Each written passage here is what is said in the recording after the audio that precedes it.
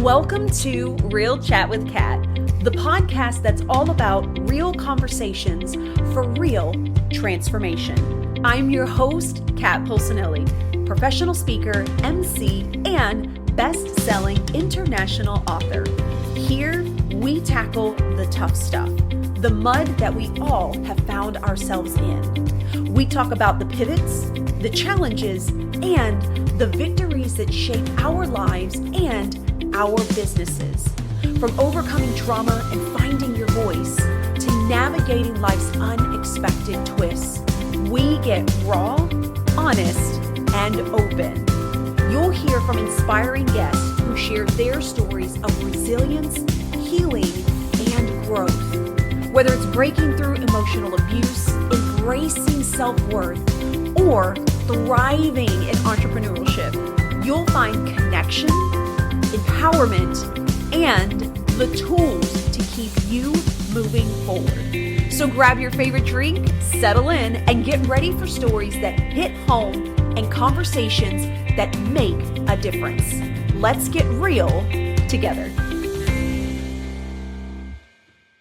Hello, everyone, and thank you so much for joining me today on this episode of Real Chat with Kat. I am so excited to have you here with me today, and I have an awesome guest to bring to you guys. I'm super excited to have this conversation. So, Jaclyn, thank you so much for being a part of the podcast today. Thank you so much for having me here, Kat. You are so welcome. I feel like this has been like a long time coming. I feel like I've I been waiting know. for like months on this conversation. So as we dive in, please do me a favor then and tell everybody who you are, what it is that you do, and what got you into this space. Absolutely. I am a writer, a speaker, and a podcast host. And my mission is to help women create lives that spark the light inside of them. It's that feeling that you have inside of you when something just really lights you up inside, whether it be, I always say, the smile on your baby's face or a new idea in your business that is just giving you all the feelings. That's how I want people to feel on a daily basis. So that is why I do what I do. And I got into it sort of by accident. I started my first business when I was 21. I experienced a lot of failure. I had a product that failed, an app that failed. And through that failure, I turned to personal growth and self-help as a way to pick myself back up when I was feeling so down. And I started sharing it with my friends. I started sharing it on my personal Instagram page, hoping that I could help some other people who might be struggling like I was. And it just sort of started to get traction. I started a podcast later that year. I found out that you can get paid to speak. So I started speaking at events, and it has just kind of formed itself from there. And it's almost a decade in the making now. Which is so awesome. So congratulations. I feel like you've definitely found the spark in your life and everything, which is really cool. And I feel like, especially as women, we tend to brush off a lot of times the feelings that we have so that we can like fit into what tends to be or feel like a masculine world, a male world that, we know that we want to do this, but like we need to do these things, right? That have already kind of been put in place. And I feel like we as women ourselves, whether we know it or not, I was one that didn't know it, have a lot of emotions, and we either figure out how to deal with those emotions or we learn to stuff them down like the rest of society so that we can continue to fit in whatever box we need to so that we can continue to be productive. And I feel like for us, that doesn't always necessarily align. Not that our men don't need it, because our men do. They need that space as well. But we tend to like really stuff it down to try to fit into those other places. Absolutely.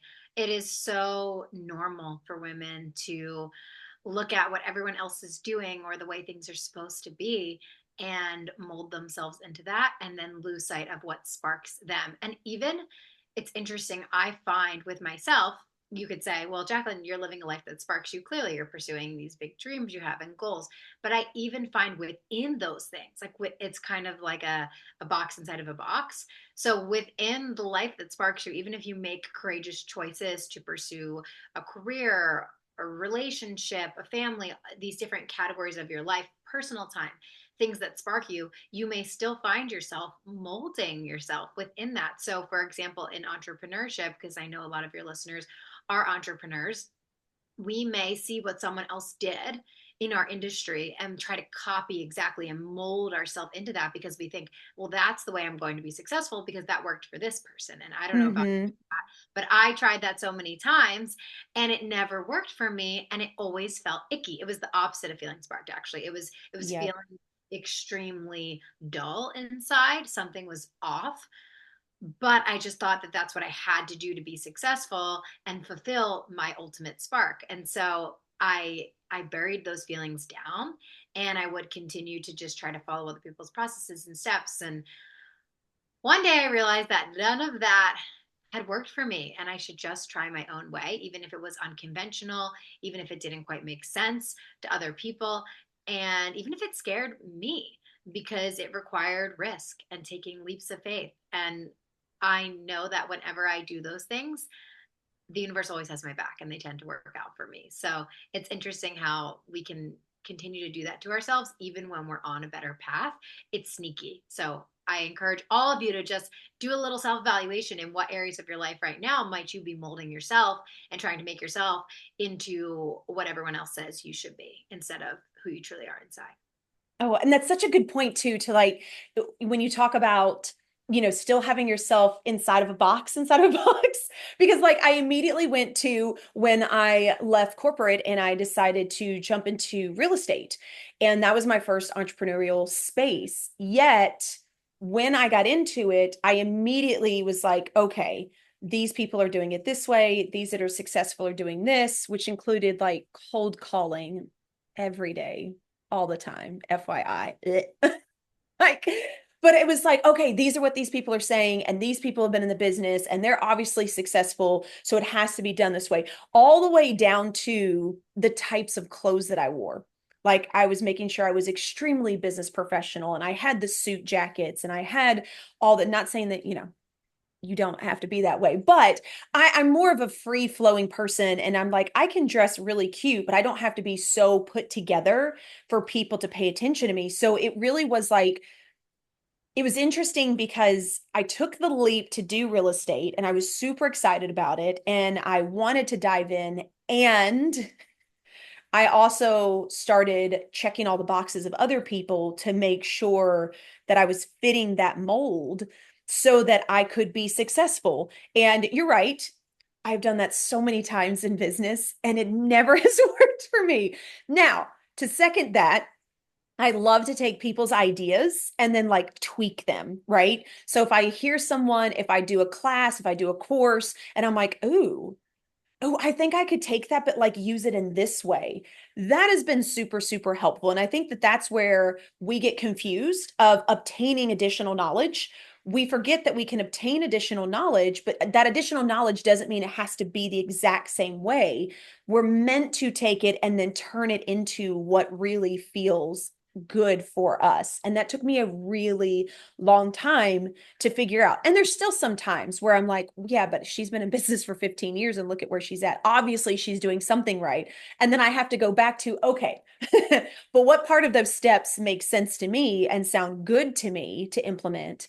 And which one of those do I realize that, like, even if I followed it, I would hate my life for following it, right? Because some people are really great at certain things that I am not. And every time that I try to implement exactly what they're doing, I feel so drained and almost burnt out. And I'm like, oh, this is horrible. And And I love the distinction between obtaining knowledge and following a process or system that doesn't feel right for you and your style. Because obtaining knowledge is essential.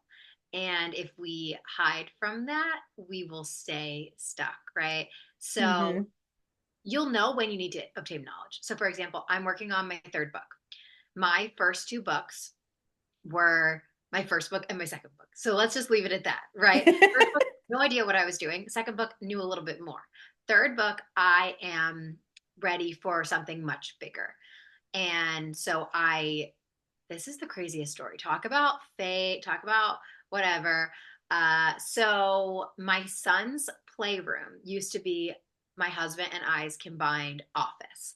And when he was born, we decided that we needed a place for the toys, for a changing table, just various things. So temporarily, I took all of our books that were on the bookshelf and put them in a box and put them in the basement.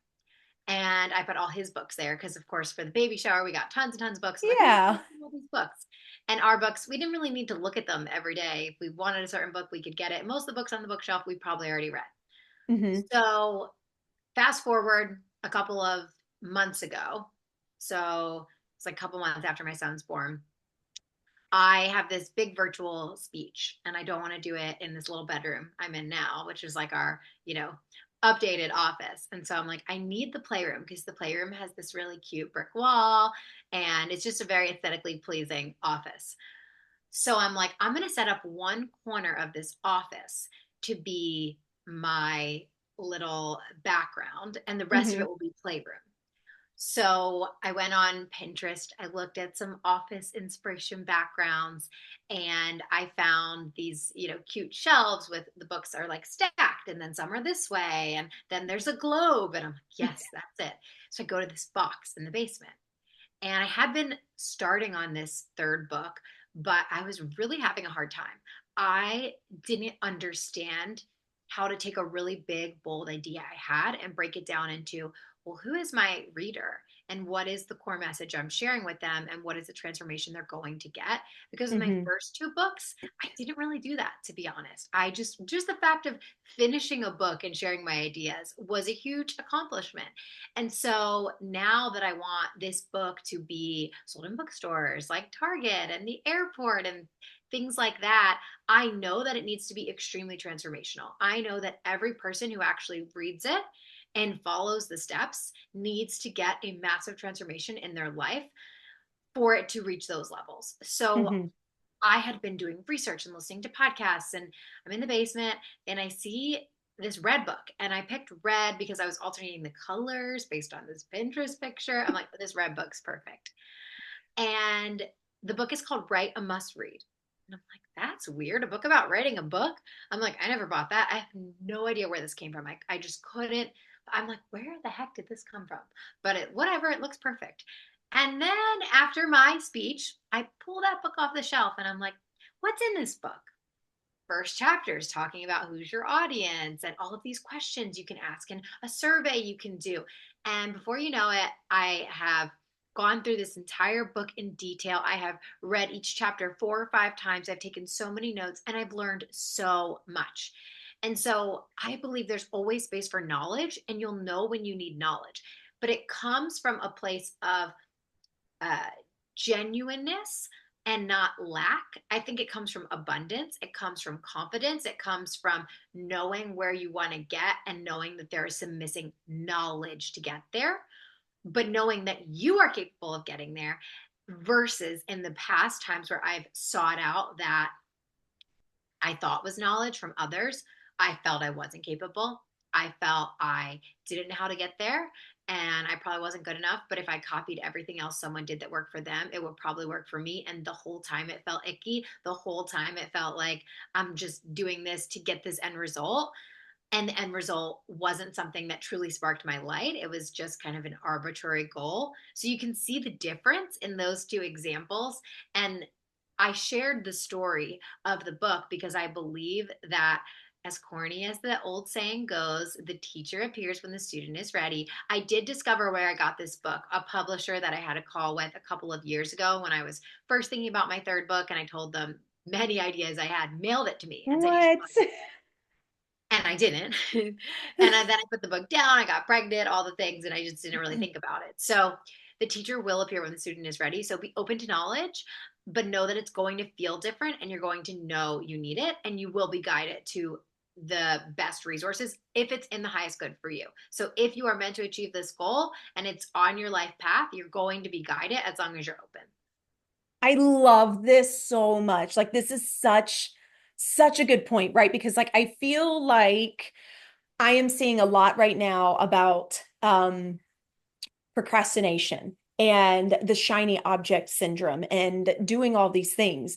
And what it really does come down to is that feeling of lack. Like, I've got to do this course though, because they know how to do it and I don't, and I've got to learn from them. Versus, and I totally agree with you because I've done this before. In the beginning of business, I would take the courses, I would follow the people, I would do the workshops, like whatever I could find to absorb. And now I'm extremely picky with what I take in. So like there are some times where I'm like, "Ooh, actually this sounds kind of interesting." Like maybe, like for instance, I loved hypnosis and I thought it was really cool and I was like, I would love to learn more about that. I followed a friend of mine who I actually had on my podcast a while back, who started teaching a hypnosis certification. And I was like, I really think I want to do that.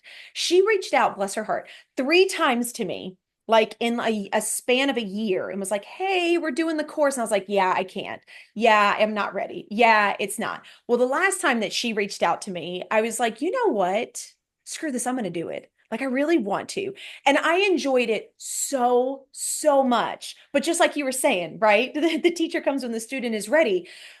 Had I taken that a year prior, I don't think I would have gotten out of it what I needed to that I got out of it when I took it that time. And it was really, really interesting when I got done because I was like, oh my gosh, I needed to understand this. Like, this brought so much to the surface of realizing the direction that I want to go and what I know that I'm actually good at.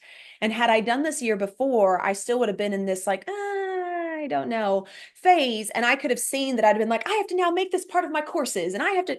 Whereas now I'm like, yes, I'm a certified um, hypnotist. Jesus, I can't, my words today. But I don't feel the need to like push that out all over the place or make it a part of what I am doing in my life. It was just like it was a chunk of something that I needed to learn and something that I'm like, ooh, I can hold on to that. I can do that for me. I've actually talked to my kids about learning about it to learn how to regulate and handle some things in their life as well. So I got to teach them some stuff and I get to like put it in my back pocket. And so like if I ever decide I want to do something with it, I can and I can explore more. But for whatever reason, I needed that lesson and the confidence boost and the reminder during that 3-day course of something that I would not have gotten had I shoved myself into it a year ago. So it's really, really interesting when you start to understand that, like, you may want to do something or you feel called in that moment, but is it an emotion that comes up that's like, oh, I have to do this. This is going to do everything. Or is it like, I actually really am genuinely want to learn about this. I don't know what it means. I don't know why I feel called to it, but something is saying, let's do this. There's a total different feel in that. And it took me a really long time to understand that there was a difference in that because, a lot of people say, well, feel into it. And I was like, what in the hell does that mean? Like, that isn't, I feel into stuff all the time. What is, but it took me learning more about myself to be able to separate the difference between an anxious feeling and a feeling of need or lack, like you said, and a genuine curiosity or call of like, okay, something is saying do it. I don't know what's going on, but we're going to lean into this kind of a thing. I love it. I couldn't agree more. Now, question is we're kind of going down this road of all things, personal growth, but also realizing that you have a lot of the intuition already there. We just haven't found it. I know that you talk about a lot of stuff around this and you have your 2 books as well. Is there an overarching theme in your books and in what you speak about that you feel like resonates with helping people understand learning that difference? Hmm. Yeah, I do. I think that it's building this internal conversation with yourself. And there's so many components to that. So, one of them is your beliefs about yourself, one of them is your beliefs about the world and the way it works. And when you improve those things, and I say improve because we want to feel more confident in ourselves. And we also want to believe that the things that we want are possible for ourselves. And when you can have those two hand in hand, then you will trust yourself more. And that helps you grow your intuition. So I think there's a lot of internal belief work to be done.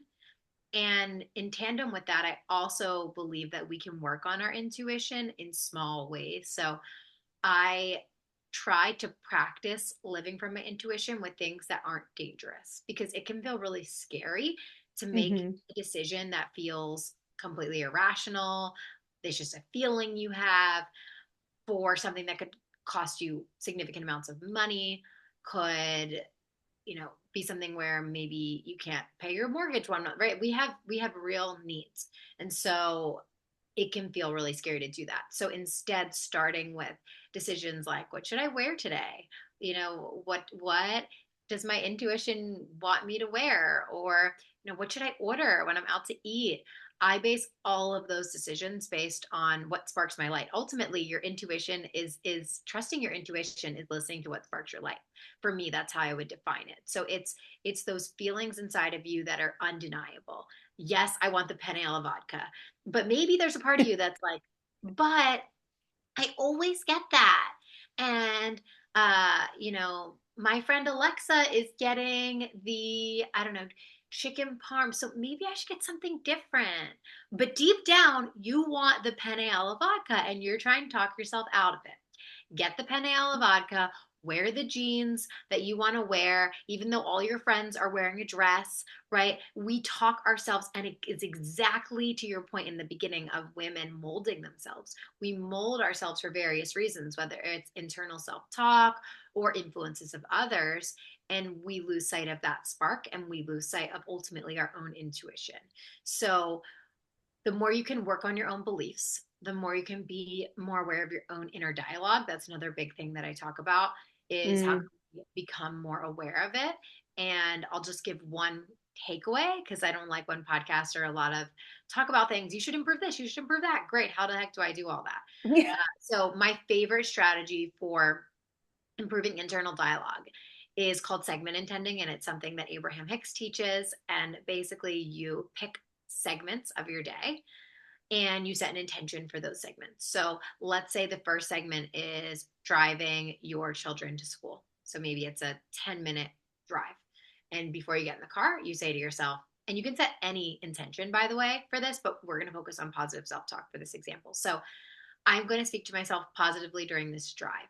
And I'm going to think positively about the world and others, because I think that part matters too. So if you're like, I'm going to crush today, and then someone cuts you off and you're in your head, or maybe out loud in front of your kids, bickering about this person who cut you off, is that the energy? Probably not, right? That's not the energy that's going to get you closer. It's not to say that you should just suppress any emotions you have. That's not what this is about whatsoever.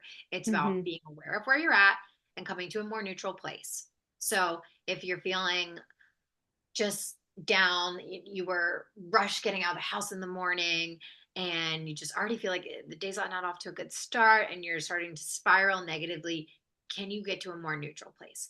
Can you say something to yourself like, I have grace that it's difficult getting out of the house with my kids and getting them to school on time, packing their lunches and doing all these things. So I'm going to have grace with myself. Even though the day didn't start as I would love for it to, it doesn't mean that it can't get better.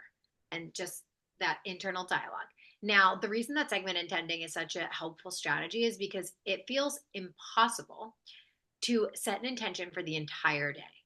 Either you're just not going to do it because it feels way too hard, Mm-hmm. or you're going to forget about it 10 minutes in. So segment intending is really great because it gives you the opportunity to reconnect with that intention over and over and over again in every new segment. So now you get out of the car, and now your next segment is maybe 1 hour of working. And then your segment after that is a meeting. And then your segment after that is you're having lunch. So with each new segment, you can set that same intention. And if during the segment you, let's say, lose the intention, you've kind of gone off course, you can always bring yourself back. Take a deep breath. You could be in the middle of a meeting. You can be, no one even knows what's going on in your head, which is so great sometimes because you can make yourself in. Great. You can take that second and be thinking all these negative things about yourself. Let's say you're on an important call, maybe it's some sort of sales call, and you're really nervous and you're telling yourself, should I really charge this much? And in your head, you're questioning everything. You can go back to that intention of, I'm going to speak to myself positively. And while the other person is talking, or even while you're talking, you can take a pause. I always say that with public speaking tips. People always get so nervous. What if I forget what I'm going to say? You can pause and breathe. it's totally normal to breathe between sentences. So if you don't know what you're going to say next, you can take a breath and figure it out before you move on. And no one will notice. They will just think you're breathing. So the same thing is true with segment intending and positive self talk. You can take a second and breathe, collect yourself before you continue speaking so that you can fix that inner dialogue in your head. And this is really powerful because the more we can improve that inner dialogue, the more that we will also impact the words that we say, the actions that we take, right? It's a trickle down from there. So this is so powerful and can help bring it full circle to that intuition and that trust in ourselves. So these things kind of all go hand in hand in hand. And I believe that the more we can work on them and the more we set the conscious intentions to improve them, the more that we will, in general, trust ourselves and listen to our intuition more. Yeah. And what's really interesting, I love this example that you give too, because it's so simple, right? I I have seen where we have amazing people that teach things and do workshops, but they give such a generalized overview. And I know that that was really hard for me for a really long time when I first started learning about stuff, was like, oh, okay, that all sounds wonderful. What am I supposed to do though? Because like I could do all the things, because they talk about like how you start your day, how you set your intention, making space for breathing, being sure you're present. And I'm like, okay, well, now I'm overwhelmed because you just gave me 10 things that I'm supposed to do. Whereas we forget that we can make it so simple and start so small. And that actually makes such a huge difference in what we do. And I love the intention setting in segments. That is really, really neat. And it's so funny because I find myself doing that sometimes. Like I know the other day it was like a really full morning.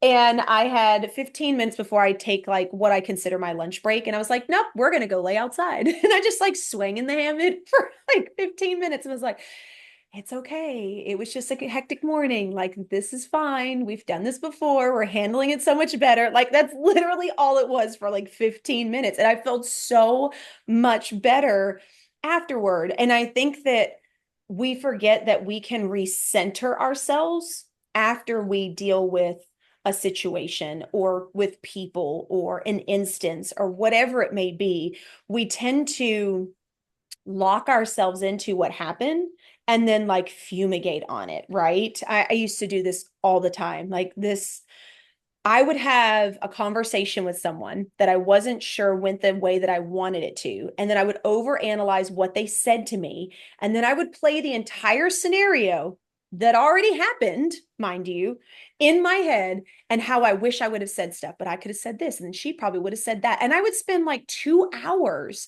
just fumigating on that. And when I started realizing that I was doing that, I started catching myself and I'm like, why does this matter? What good does this do? Like, this is already in the past. Is this going to solve the next conversation? Well, no, because I'm probably going to forget it and I'm not going to go back to the other one. So I realized that I was allowing myself to stay stuck in one situation. And that was then essentially the attention that was set for the rest of my day because Yeah. that was all I was focused on. And it took me a really long time to get over doing that. And I still catch myself from time to time where I like start playing scenarios and I'm like, really? We're going to do this right now. We know that this doesn't work, and then it's just kind of funny to myself. And then it just like goes on. But it's so interesting now that I have become so used to being aware of it that when it happens, it's a lot easier to catch it in the middle of it, stop it, and then change the way that I am thinking or feeling or direct it towards something else that I know is more productive, more positive, or something of the sort versus staying in that tiny space. And I love that. And I think that's the goal. Most people think the goal is to never have a negative thought. Did you know 80% of our thoughts for the average person are negative? And I always That's say, so yeah, I crazy. know. It's very scary. And I always say our goal is not for 0% to be negative, but could you get that to 70% or 60% or even 50%? That would be great. So the fact that you catch it and can shift the direction of it is great. And another helpful tip if you're trying to catch it is start with your language. So a lot of times the thoughts feel overwhelming because we have so many of them, and many of them are unconscious. So we don't even realize we're thinking them until maybe 3 days later when we've thought it over and over again. And we're like, have I been stewing on that for 3 days? But the words we say, we hear ourselves say them out loud, and we hear ourselves say them to others. So that's actually when I catch a lot of my limiting thoughts. So a couple of weeks ago, it's really, really ironic. And I think that as entrepreneurs, there's that old saying about how the plumber has a leaky faucet. I hate that, but also I am the plumber with the leaky faucet sometimes. And I think maybe it happens just so that I can share about it and be able to say, hey, again, the goal isn't to never do this. The goal is to Mm-hmm. be able to recognize it and shift it. So the book I'm writing right now is about getting your hopes up. And it's about this phenomenon of how we're always told, don't get your hopes up. And we think that it's better to protect ourselves from disappointment and from being let down than to get our hopes up at the risk that we might be sometimes disappointed. And so I, of course, thought, well, I'm a pro at this. I'm writing a book about it. And I was chatting with a friend and we were talking about the book, which is even more ironic because we're literally talking about the content. And I said to her, yeah, so I really want to get a traditional publishing deal. But if that doesn't work out, this is my backup plan. And as soon as I said it out loud, I was like, I'm not letting myself get my hopes up, because making a backup plan is a sign that I am not all in on believing that that's going to happen for me. And I took it as an opportunity to just step back and rephrase what I was saying. So, depending on who you're talking to, you might just say, oh my gosh, I just caught myself doing this thing that I said I wasn't going to do. Let me just reword that. So that's what I said to my Mm-hmm. friend. I said, oh my gosh, can you believe it? Because I was talking to her about the book and I said, okay, instead, let me try this. I am going to get a traditional publishing deal and I'm committed to doing what it takes to see that through, period. And we continued on. But sometimes you might be talking to a stranger or you just don't feel like explaining yourself. This is Mm-hmm. just like the breathing thing. No one really notices if you add a new sentence where you sort of summarize what you just said, but in a different way. So if I had said to a stranger, I'm hoping to get a traditional publishing deal, but if it doesn't work out, here's my backup plan. However, I'm fully committed to that traditional publishing deal, and just kind of end it there. I just reworded it. I cleared, cancel, and deleted what I said before, and I kept going. They don't even notice. They're not following that you're doing this thing in your head where you are trying to rephrase, right? So it's really great to catch yourself when you say it out loud. But what's an even better practice is to think about, how can I reword this to better support the beliefs I want to hold, the direction I want to go in for my life. So you can apply this not just to positive self-talk, but in general to anything you're working on. You want to think thoughts and feel feelings and take actions that align with the life you want to create, the version of yourself you want to be, and the business you want to have. So if you catch yourself not doing that through your words, just take an opportunity to step back and reword. And that's a really, really helpful strategy too. That is such a unique strategy and so simple too, right? Because I guess I didn't think about that. If you're talking with a stranger or someone that you're like, they are not going to understand what I'm saying if I tell them I'm trying to rephrase this, of just doing it in that moment. So I love that. Thank you for that, because that is something that I feel like we can even teach our children to Yes. learn to be able to do without feeling like they need to over explain themselves to then be able to rephrase it, which then I feel like kind of cancels the whole thing out, because then you're so caught up in like, well, this is the reason why I'm doing it because I've been working on this. And like, I was listening to this one thing, like, then you just get completely derailed and it doesn't mean the same versus when you're still in that moment. And I think that that is such a powerful tool for not only us as adults, but also in the way that we are teaching our kids, in the way that they see things or they say stuff, and giving them permission to be like, it's, you just correct it and keep on going. It's fine. I don't need you to explain every single sentence right to me as you got caught up in it. I think that's super, super powerful for us to be able to do. And I think it's a sign of permission.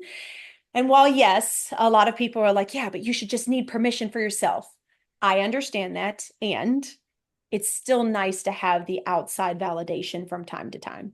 And sometimes there's ways to be able to do that and be around that where it's not a direct, like, I give you permission, but it's something enough to where you say something and the brain catches on, and then the brain is like, oh, we're allowed to do this. Awesome. And then it does its own thing. I think that the mind is so interesting to me and so complex, but yet so simple, if that makes any sense. At the same time, like once you start to understand it, there's so many patterns and little ways that you can tweak things that actually make a huge difference.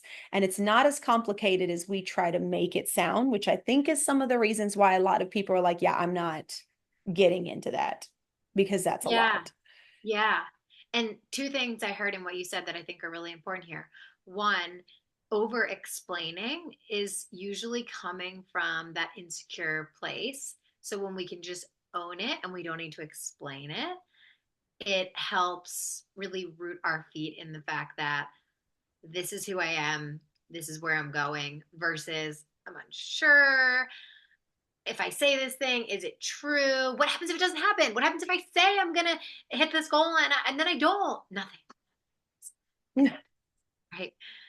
So that's important. And then the other piece that I heard is with regards to the simplicity. I think that the reason that we make things complicated is because we don't want to accept the reality that most change is about consistency over a long period of time, because that's hard and it's not fun. So instead, if we can be all in and be really intense on something and do this complicated strategy to rewire our whole brain in 2 days, then all of a sudden we get excited about that. But the people that are most successful are the people who can stay committed to things for a significant amount of time.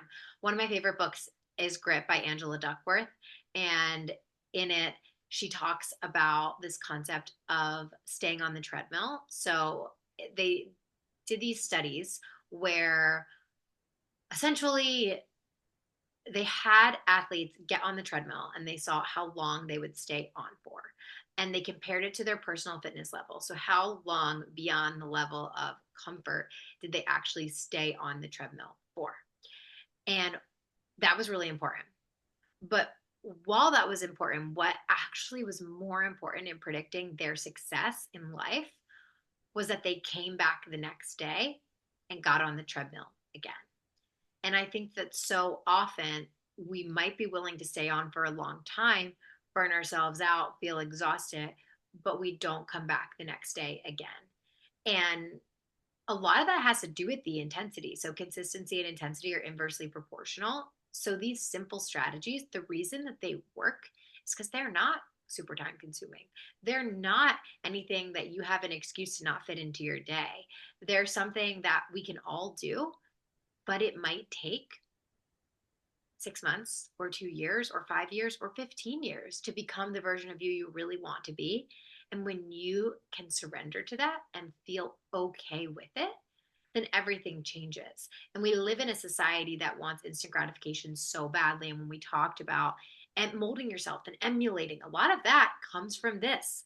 A Yeah. lot of that comes from, I want to make 6 figures or 7 figures in 2 years or 6 months or 4 months. And while I think that there is a lot of value in thinking about how you can achieve your goals faster, because sometimes we're not taking the steps.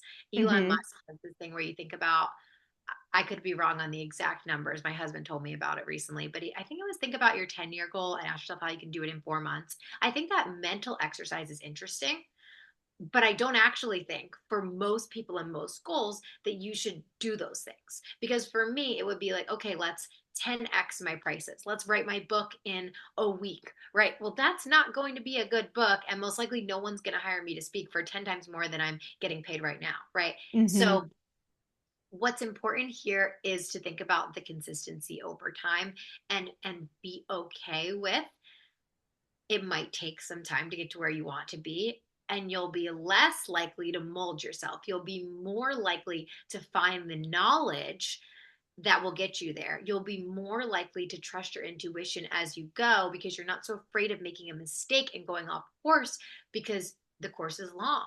It's okay if you veer the wrong way a little bit. You can always come back. Ultimately, you know where you're going. So it really ties together everything we've talked about so far in that you can get to where you want to go with those little changes over time.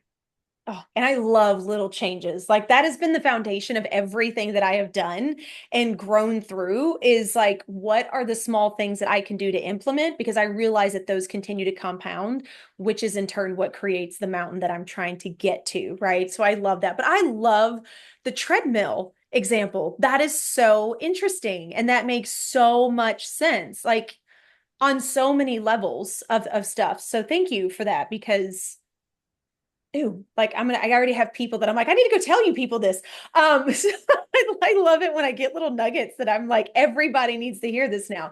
Okay, Jaclyn, I could talk to you for hours because this is like one of my favorite conversations to speak on. So we may just have to do this again to remind people of this because it's so important. And you are so right. Like consistency is such a huge thing. And I think we forget that because complication is what we are used to hearing. Or, you have to work hard in order to earn things is what we are used to hearing. And in all reality, there's a lot more grace and a lot more patience and a lot more of forgiving yourself going through things than there is beating yourself up and hoping that that's going to make you want to do better. So I love this. And I think that the play on words and really being aware of that is huge, is definitely huge. And that's been a huge thing for me. And it's also something I pay attention when I hear things from my kids as well, especially being 20 and 16 now. And just, I want them to start recognizing that as well. Right. So I can't thank you enough for being a part of the podcast. There's so many golden nuggets in here. One thing I always ask all of my people, although I feel like you've given so much, is do you happen to have a quote or a piece of advice you would like to leave the audience with? I do. I was just thinking if you really resonated with the part about the consistency and feel like it's something you maybe struggle with, I encourage you to take Angela Duckworth's grit scale quiz. Just Google it. It's right on her website. It's a really short, like 10-question assessment, but it really changed my life because when I took that quiz, I always thought of myself as a very resilient person. But what I didn't realize is that I was quick to switch ideas. So, oh, this thing's not working. Let me try this. This thing's not working. Let me try this. Right. Especially as an entrepreneur and being gritty, which is well researched to be the number one contributor to our success above talent, above IQ, above all these other things, is not about pivoting so quickly, but about actually sticking with something for a long period of time, even when things aren't going your way. So I encourage you to take that quiz and think about how you would like to answer and how you answer right now, just as a way for you to really check in with your own resilience and apply it to everything we talked about today. Oh, I love that so much. Okay, we're totally going to make sure that that is available in the show notes as well. So make it super easy for people to be able to find that quiz and check it out. So Jaclyn, please tell us how can everybody find you? How can they connect with you? How can they be in your world? Yeah. Well, the Spark Your Life podcast is available wherever you get your podcasts. And my website is jaclyngallo.com. I'm on all the social medias, Jaclyn T. Gallo. Awesome. Thank you so much, Jaclyn. I feel like I learned so much today as well. I love it. You're a wealth of knowledge. Thank you. I had so much fun.